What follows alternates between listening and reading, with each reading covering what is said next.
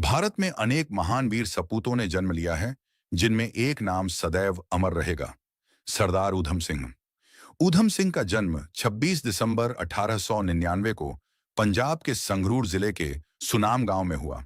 बचपन से ही उनका जीवन कठिनाइयों से भरा रहा। जब वे मात्र 2 वर्ष के थे, तभी उनकी माता का देहांत हो गया। 8 वर्ष की आयु तक पहुंचते पहुंचते उनके पिता भी उन्हें छोड़कर इस संसार से चले गए।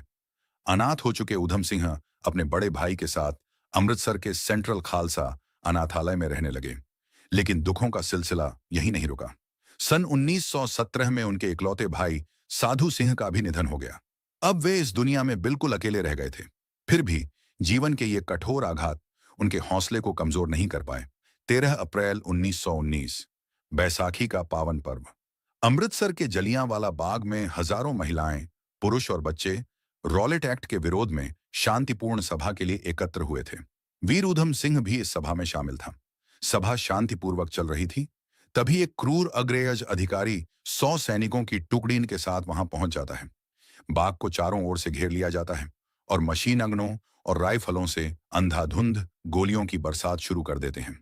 हृदय को चीर देने वाली चीखों और अफरा तफरी से भरे इस हृदय विदारक माहौल में लोग अपनी जान बचाने के लिए इधर उधर भाग रहे थे। कई लोग उस कुएं में कूद गए जो बाग के भीतर था, लेकिन वहां भी उन्हें मौत ही मिली। कुछ ही पलों में वह शांत सभा एक भयावह नरसंहार में बदल गई। इस खौफनाक मंजर में ऊधम सिंह भी घायल होकर गिर पड़े। उनके ऊपर कई घायल लोग आ गिरे और वे किसी तरह बच गए। ऊधम सिंह ने उस खून से सनी मिट्टी को अपने हाथों में उठाया और उसी क्षण एक प्रण लिया, मैं इस अत्याचार का बदला जरूर लूंगा। उस दिन से उनके जीवन का एक ही लक्ष्य बन गया, बदला। उन्होंने अपना नाम बदलकर राम मोहम्मद सिंह आजाद रख लिया, ताकि वे अंग्रेजों की नजरों से बच सकें। अगले 21 वर्षों तक वे विभिन्न देशों में घूमते रहे और अपने अवसर की प्रतीक्षा करते रहे। आखिरकार वह दिन आ ही गया। 13 मार्च 1940, लंदन का कैक्सटन हॉल। मंच पर वही व्यक्ति भाषण दे रहा था, माइकल ओडायर, और उसकी मौत ऊधम सिंह उसके सामने बैठा था।